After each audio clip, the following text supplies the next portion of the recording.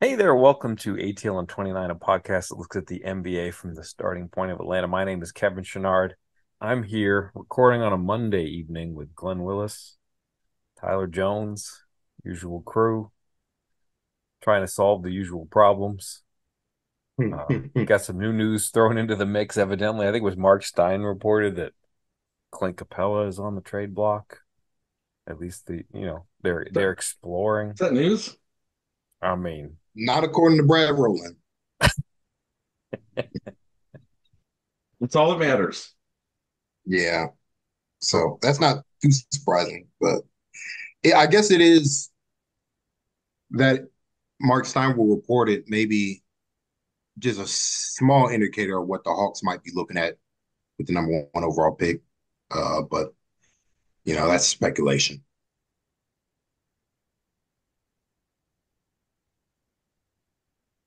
do you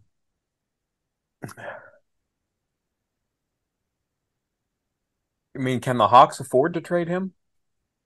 I guess is the best way to put it. Like, can they triage the center situation with Onyeka Okongwu and whatever they come away with in the draft? Like, is there any way that that's enough?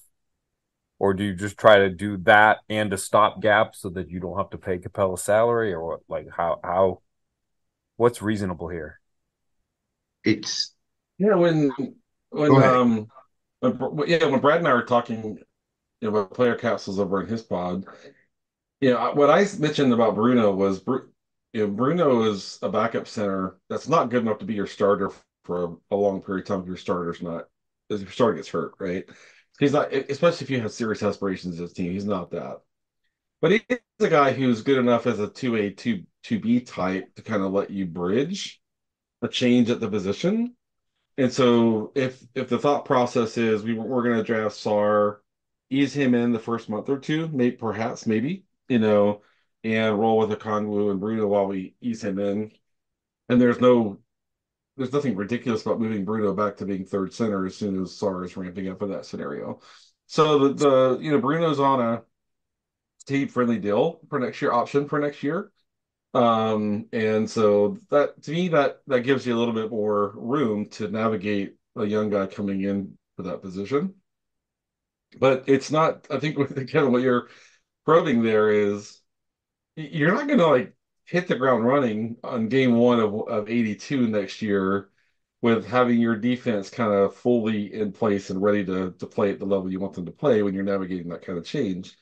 But that's what comes with, in some cases, taking a young guy who needs to play and be integrated and trying to, make that happen. So it is interesting. If the Hawks were not a franchise with a player where Trey is on his, on his path, I think you'd have the flexibility of being a little bit more patient with a change like that. But your question is smart, right? Because you ask yourself, can they take a month and a half, 2 months, whatever it is, to kind of navigate a change at that position with a young, really, really young guy and not put themselves, 5 games behind the rest of the pack in the Eastern Conference while they do that? That's something they have to really think through in my mind. You know, because I'm thinking the same thing, especially if the pick is Sar, just because I've watched a couple more of his games, and one, I think he's a pure like he just looks more comfortable with center on both ends of the floor. Like uh that's where he's comfortable in the action, but the lack of like weight and strength is apparent. Uh it does show up. Now, it doesn't it's not that he won't be a I still think he'll be a really good defender day one, but there are certain levels of like just physicality you're not going to get from him early in his career that's going to be lost if Capella's no longer on the team. Uh, just because Okongwu is physical, but he's just a smaller guy. And so like other teams, like guards and wings who drive on Okongwu are not afraid to challenge him at the rim. It's the same way as they are big like Capella. Like Capella has an intimidation factor that Okongwu just doesn't have. And I can see Sarr being challenged consistently, um, it's especially early in his career if he's number one pick, because a lot of people want to make a name for themselves. So that's something that's just something you got to be aware of. But I've also been watching some more clinging, and He's good. man, is he's good. Like I was like, because somebody was like, somebody tweeted, I wouldn't be mad if the Hawks took Klingon one. And I agree with that sentiment because I liked Klingon last year, even though he only played like 13 minutes a game night for the championship UConn team. I thought he was one. He gets up and down the floor quickly. He moved like he's a lot faster. Like a guy his size shouldn't be that fast, and Yeah. sneakily quick twitch as well. Like he's not a lumberer. He's not a lumberer at all. But just the physicality that he plays with, like nobody can move him. And and he has that intimidation factor of, he's in the game. Nobody wants to try a layup or a dunk on him. Like it's just it's not that, like they just don't challenge him because they know it's pointless. It's just not going to work for you unless you get him, moving off balance or whatever. But like, I mean, like, he's really good, and Yep. like to me, if you're going to trade, like if Capella is going to be traded, and the goal is we're trying to win as many games as possible next year, I would argue that Klingon would help the team win more than Sar. Not that I'm there's still more tape I want to watch of both of these guys, but I think I think the difference between those two like isn't as big as I initially thought. I'll put it that way. After watching some Sar, watching some more Klingon, like I'm seeing a lot of really good stuff from him. Yeah, it's funny. I was having a conversation today in Slack, and the way I put it was, I mean, Klingon is much more advanced as a basketball player right now than Sar. It's not even close. Not even they're not even the same universe right now, right? Now Sar has the capacity, the potential to become one of those uber versatile guys that can do almost anything you'd ask him to do on defense, right? Where Klingon looks like a guy who's going to drop be awesome at it, and all of that. But even like his footwork in the drop, the way he plays ball and his man diving to the, I mean, it's so advanced for his age and for what level he's been playing at. And that's just, it's hard to come by. And to your point, I think when you really, if you're just watching highlights, it's hard to tease out his athleticism. But if you actually just go watch a game, like just go on YouTube and look up one of the games that UConn played last year and watch the game and just watch him function, switching into the court, moving, managing space, navigating space. Guys that big at his age shouldn't be as good at that stuff as he is. Now, so I mean, if we're going to talk to whoever, different philosophies around that will drop work in the postseason against whatever matchup, right? I think there's plenty of room for conversation around can you marry yourself to one defensive scheme and make that work, or do you need to go, no, I want a guy who can play some high drop. You imagine you play like higher drop with a guy like Sar than traditional kind of deep drop, right? Or switch 1 through 5 or switch 1 through 4 or play at the level or whatever. And so it just depends on kind of what your philosophy is around what you want to do that. But I'll tell you this, I don't remember the last time I saw a guy as big as Klingman who's already as good in the nuanced areas of play as he is. Yeah, It's that's it's that's that's where I'm at. we might go another 10 years before you find a guy who can do that. Now, you're married, as far as I see it, maybe actual NBA coaches see something a little different, but you're committing to a narrower set of options from a scheme perspective if you do it. But a guy that good If you might make that feasible, right? and I will say, even though he is in drop, like it's not like how Clint is now in drop. Like it's a lot more how Clint operated drop his first. Like I'm trying to make sense. Like it's not that he's uncomfortable guarding out on the perimeter.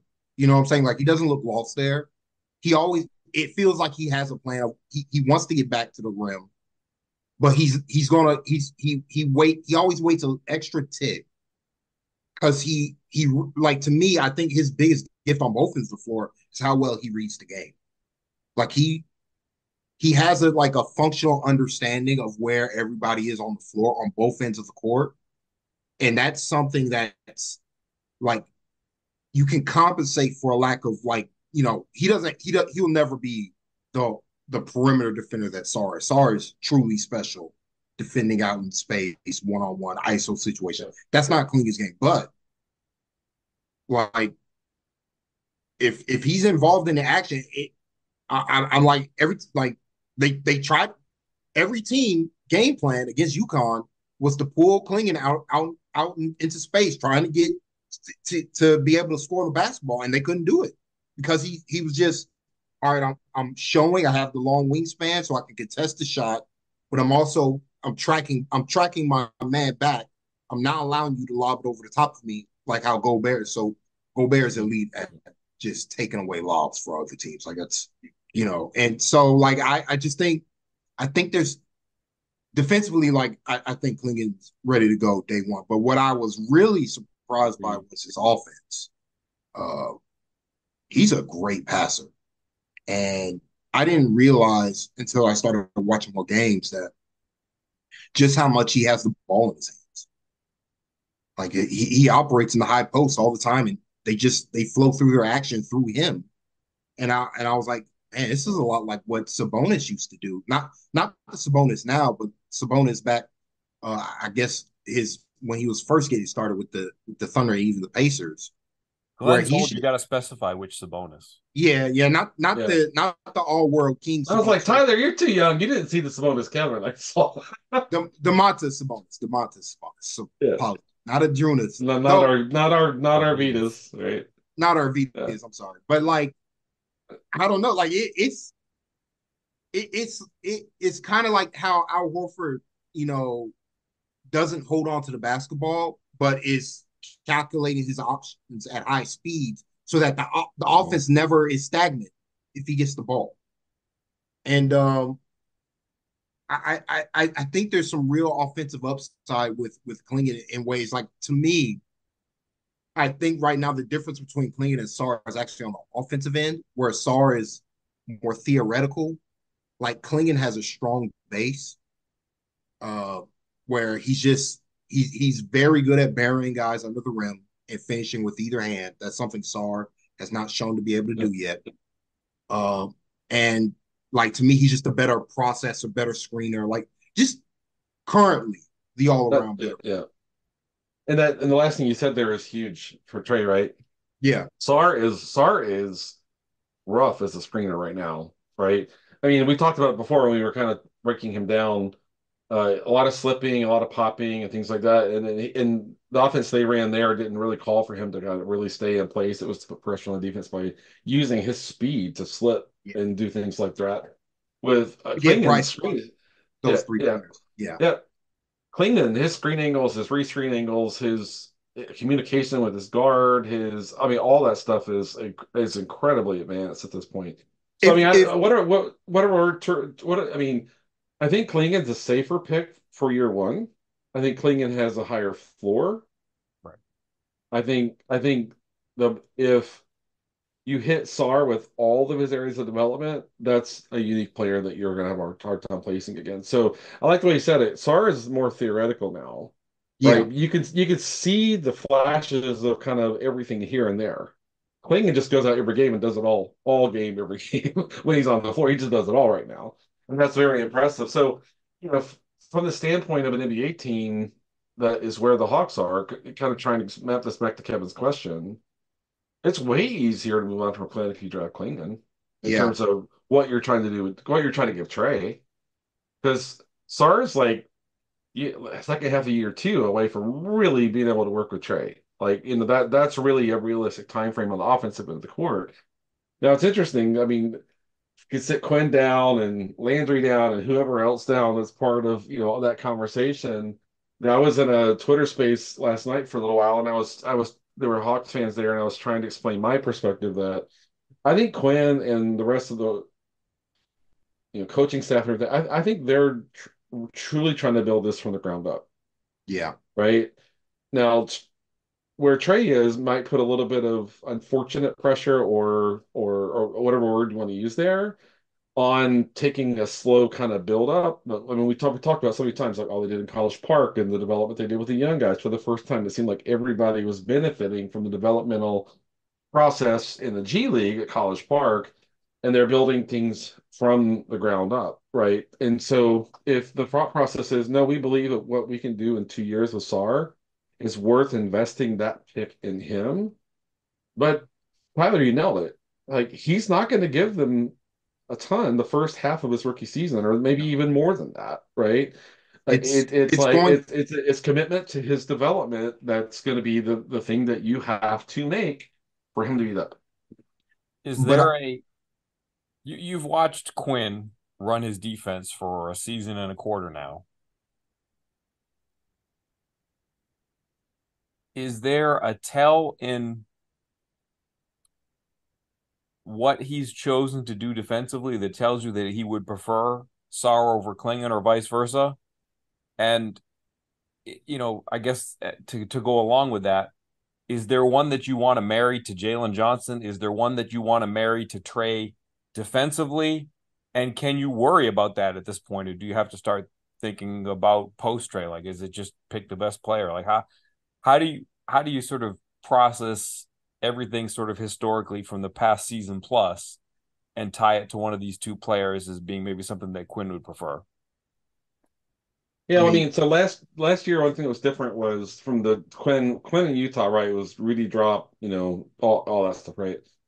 There were games when Clint was matched up on the opposing team's power forward and playing, helping from the weak side. Quinn toyed with a lot of the newer concepts that we saw with Robert Williams in Boston, and now you're seeing it with in his postseason with Rudy. The first three games or whatever it was against Denver, and now it's Boston still does it with Porzingis, and there's a lot of examples of that. But I think there wasn't a ton of it. Maybe you think like Quinn really believes in this. I think it was more seemed to be more situational, but he was experimenting more defensively last year than he ever did in Utah. And I don't know if that's so much about Quinn changing versus like him just saying, this is what people do with their rim protectors now. They put, oh, you're going to try to make Trey Lowman 25 times this game. We're just having none of that. I'm going to put Clint in the weak side corner and let him help there, and we'll kind of live with whatever else we have to kind of get done. And so for me, I thought he dabbled with things that would make you think if we have Sar and Okongwu and Jalen kind of mixing minutes and that hope that they don't none of them are like have kind of traditional center size, yeah, in that way.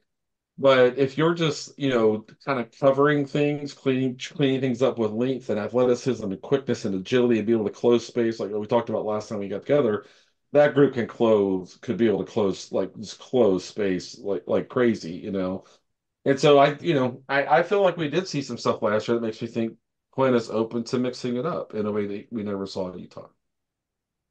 defensively, I agree with that. But I do wonder, but I felt like offensively, what Quinn wants from his center is what Clean can do right now. Even though does that make sense? Where it's like, Yeah. I want my center to be able to not just relieve pressure from my guards, but be a true playmaker from at the at the top, like how the true like just so that my offense, I have other options. I can get I can cutting can be an option for my non-superstar Trey Young. Sadiq Bey can cut to the rim or Jalen Johnson cut to the rim. Like, and I think there is something to the stability that Klingon could potentially bring this team on the defensive end in ways that Sar just physically is not going to be able to do. At least day like game one. Whereas to me, Klingon, you draft him, you don't have to worry about rebound. At least with your starts with Klingon and Jalen, rebounding is just not an issue. Rim protection, not an issue. Uh, so that two major concerns off the board. We can fix point of attack defense through other means. If we get that, all of a sudden we might potentially have a good defense. Like just off of that formula alone, we get one more. If we get a point of attack defender next to Jalen and Klingon, we might day one improve our defense to the team that made it to the Eastern Conference Finals level. Not they might even be better considering where the league is right now and how small teams are. Like they're so I think it's a fascinating decision, and that's where I want to watch. The decision's not going to be made now. I want to watch more. Like I just I'm really, but I am like my enthusiasm for Klingon is not like some, it's not me trying to be the contrarian. Like he's impressing. He's impressing me, and He's really good. he's forcing me to consider that the Hawks are going to potentially might pass on the unicorn to get like a traditional center. But like, I mean, to bring it back to Rudy Gobert for a second, what he did in this series against Nikola Jokic and the Nuggets, how can you not be impressed by that? Like the Nuggets couldn't score in the paint. Draymond's not impressed by that. Uh, Respect to Draymond. The only player that could score in the paint was Nikola Jokic. Right. Everybody else, none of them tried. None of them tried to drive. Cutting wasn't an option. It was like Jokic, you have to make every shot. Yeah. You got to make every shot. You got to be hyper efficient in the post ups, or we're not going to score. And that was the series. And I'm like, that's the best player in the world that Gobert did that to. Yeah. For the full 7 series. Like, that's value. That's value. Like the Utah Jazz, if Klingon is what we think he could be, say what you want about those Jazz teams. They were consistent 50-game winners.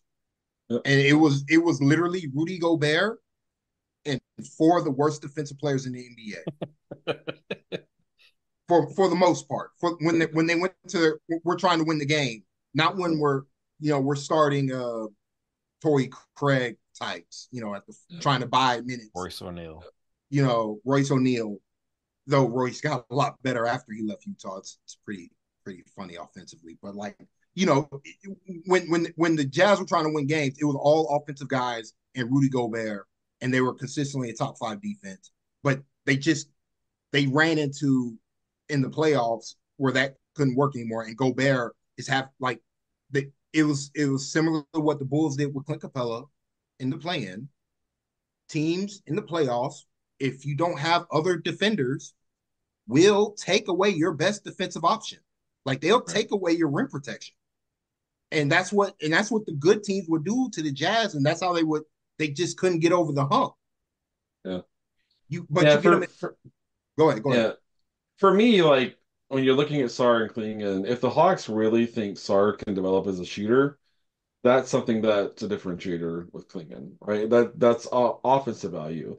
You watch, Sarr's ability to grab and go, and it's like, wow, that's cool, But it's like, are he and Jalen just to be cannibalizing each other's grab and go? Like, can you have 2 of those on the court, right? Does that make sense at all? And Kevin, I ask you, like all the time you've been around, practice facilities, from Bud all the way through now, how much do NBA coaches believe that if they can control the defensive paint, they can win ball games? It is something they really believe in. If I can control the defensive paint, we can win a lot of games, and that's something that Klingon brings. I think they won. It's similar to a football team. If I can control that, like defensively, if I can control the edge, and I control like where the quarterback is going to, like if I can take away a quarterback's like running lanes as a scrambler, and then on run plays, if I can set the edge consistently, it's just hard. It's hard for teams to score. Like it's hard for teams to get points on the board in football. It's the same in basketball. If you're simply able to take away the paint. You're forcing every team into being a jump shooting team. Now, we have seen Hawks teams that were good that took away the paint that lost in the playoffs because they couldn't defend out in front in the 3 point line. Like we've seen, Budenholzer's team infamously lost in the playoffs to the Cavs twice because of that. But they couldn't control the glass because they were small in the front court. Klingen, I like to me. What do you guys want? If you want to continue with the path, like with Trae Young being the guy, then I think Klingen is the safer option where Trae will be appeased day one because it's like, oh, we're grabbing rebound. We don't have to worry about the defensive glass. I don't have to worry about the defensive glass. I'm Trae Young. I'm 6'2", 108, 72 pounds or whatever. I don't have to track back all the time to get, to box out rebounds. Whereas, if you get Sar, for as great I think he is defensively, I do think Yeah. his first couple of years, it's going to be really bad on the glass. And they're always going to be a team. If it's Sar at center, you're just always going to be a team that's on the back foot, controlling, your space once the shot goes up. Whereas with Klingen, you just have a foundation. If we want to talk about what's the real difference between these two, I think Sar is like, to me, I think they're both like relatively equal talents. They just offer different things. If Trey's not going to be on, the future of this team, I can understand taking Sar, just because of what he might be able to do offensively. Like if he gets stronger, Yeah. I do have concerns about his inability to take on physicality as a driver, in particular, even though he does Yeah. have a dribble. Whereas, you watch Jalen, like Jalen's able to embrace the contact and dish it out while maintaining his handle. That's not something Sar can do right now. Not saying he can't do it, but he hasn't shown an ability to do it. He didn't do that in NBL either. So it's not just not NBL, I'm sorry, OTE. He didn't do that in OTE, from the highlights where it was, he's kind of more of a play finisher at the moment. Like he's not a creator, in the ways that if Trey's not going to be here, like he might also struggle. But if it hits with him, like especially with the shoot, we're talking about it, like you said, Glenn. Like we're talking about like a different type of player, Carl Towns, but a better defender. Ultimately, if it all comes together. Okay. Yeah, Kevin, I'm curious what your thought is because one thing I think about when I'm comparing Klingen and Sar is when's the last time we saw a guy who played center at that size? And I mean, he has some legitimate size. He's just not a bulky. He's just not a bulky body, which is that's what lets him get on the perimeter and move and close space, all that stuff. When I think about a guy like Draymond, like for example, and Sar's taller than Draymond, but Draymond's super strong. The defensive workload the Warriors asked Draymond to cover shortened his career absolutely.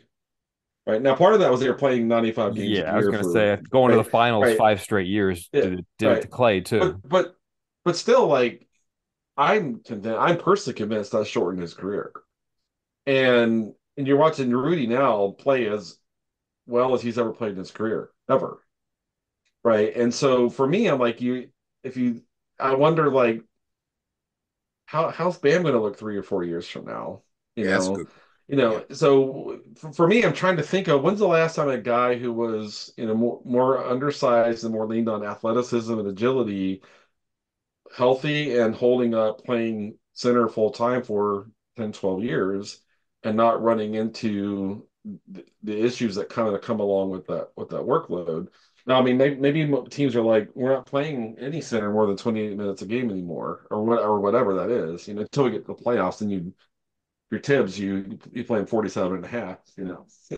Um, but You're Malone. You play but like Jokic minutes. Yeah, yeah, but what Kevin, how does that factor in the way you see those two guys in terms of I mean, workload is something you have to think about and how that scales over time. But I'm actually trying to think of someone who played at that level at the center position for like 12 years, and maybe Bam gets there. But I like Amari broke down. Amari wasn't a defensive player, but like, those guys have just historically broken down. How does that impact the way you look at the two prospects? I mean, to me, Sar, this is actually a question that I wanted to ask you, but to me, Sar is a little bit, especially, hearing you talk about timelines tonight, reminds me a little bit of Kevin Garnett coming into the league. He didn't know shit when he came in the league. Like, he was pretty clueless when he started. Like, there was a big learning curve there. What was the book that from prep to oh Something like man, that. yeah, But there's an but awesome Kevin Garnett like chapter in that book you have to go read. I mean, I think like he might not be a center. Like Yeah. he's really more of like the 4 plus. Like He's a lot like John Collins he's a lot like John Collins. And I on wanted to both ask you ends. all On John both ends. Collins questions tonight because it's like when John Yeah. Collins came into the league 7 years ago, it just pains me to say that. Oof, man, Seven bro. years have gone by fast. But like they gave him training wheels. Two of the things that they did for training wheels is that, one was the first year they just played him at center. Like they knew he wasn't really a center at 6'8", but they played him at center so that he could get his legs under him. And then the other thing is that they paired him with shooters. Like they paired him with Dwayne Dedman because the part of the training wheels for him is we need to just get you. We need to get bodies out of your way so that you have space to operate on offense. So we'll get you with shooting five. Like what kind of training wheels is Sar going to need if the Hawks go that route and want to explore his learning curve to get to where his peak is? They'd have to I looked it up. absolutely Yep. get shooting. Like they have to actively invest, try to get a Kelly Olynyk, try to get a Mike Muscala, try to get Danilo Gallinari, Davis Bertans, even though those two aren't centers, but like Yep. big shooters to pair next to Sar. It can't just be he plays all his minutes next to Jalen Johnson and then Yeka Okongwu. Like um, I'm with you 100% on that, Kevin. Like he's got a big like and that's my not even fear. That is my concern. Is that I the more I watch, I'm the talent is clearly there, but the Hawks are trying to win games, and people's jobs are on the line, right? Not saying taking Klingon would be a win now move, but you're shorting your future. Because I actually think I don't know if we have enough time to talk about it. Like I think there's some real offensive upside in Klingon that that I I mean the way he seals guys in the post, man, like considering how, and his hands, the way he finishes around the rim, I'm like, And there's Tyler, he functions as a connector, as a center, and that is so as a unusual. connector, but That's he so unusual. also looks to score the basketball. Yep. Like Yep. it's not like I went I when I first looked at Klingon his freshman year, I likened him a lot to what Walker Kessler was doing in the NBA, like just high energy, screen and roll, play finisher. But I mean, his second year, he was the offensive fulcrum of the best team in college. Like they ran the offense through him, and it worked, and it was good. And you look at the efficiency, like he was incredible at all aspects. So I'm like, hold on, are we because we're so tantalized by the defense? Are we shorting Klingon's potential here? Is there and a lot of metrics have Klingon as just the number one guy in the draft, but Yep. that's so it's there are factors where I'm like, if you're trying to win as many games as possible, why risk it with Sar when it's going to take Sar? I think it's going to take Sar a couple of For years sure. to be Yep. truly like a guy you could just like Bam Adebayo. Like the Heat put training wheels on Bam. If we remember, it was Whiteside, but Bam played a lot of four to start his career, and he was Yeah. off. And He was I looked it up the day. His third year was his first year as a full-time starter, and he played 60% of his minutes at power forward with center that could shoot, Kelly Olynyk. Kelly Olynyk. Exactly. Right. Right. They gave him the space to kind of do that. And I was fascinated by that. Kelly Bam didn't know what he was doing at the four. And Kelly like talked him through, you're in the wrong place. Get over here. You're right there. And if you could go back and find any of those games from the season, Kelly like pointing, at it was amazing to watch Kelly kind of talk. Bam could obviously do way more physically, even though he was raw at the time. But I mean, Kelly Olynyk taught Bam how to play defense. Yeah. Like during live play on the floor, and it was a really interesting thing to watch. Well, I looked it up. Boys Among Men, Jonathan Abrams, awesome, just a fantastic writer. You'll Yeah. find, first of all, read the book if you haven't. One of my favorite basketball reads ever. But the Kevin Garnett chapter is probably my favorite chapter in that book. And exactly what Kevin was pointing at there around his reaction after his first professional practice, and all of that. So yeah, that's some good stuff. But yeah, I mean, I, I'm proud of us winding down here because we didn't just settle in on Sar. I still love the idea of Sar. I still think he is absolutely like worth contemplating there. But we're casting a broader net like a good front office would, and we're taking our time. And to me, that's what Hawks fans should. That's not what fans on Twitter want to do. They're like, this is what we have to do. So, Yeah. so Group think is pretty strong. And I was in it. Like I was weirdly enough, like when the Hawks won the lottery, I wasn't completely in on Sar till I watched some tape and I'm like, whoa, this dude's yeah, impressive. yeah, yeah. I got more work to do on Matas, so that's my next thing. So, All right. Yeah. That's a good. We didn't get to the Western Conference semifinals except for tangentially, but that'll work. All right. Good night, my Bob. Bob. Good night, Bob.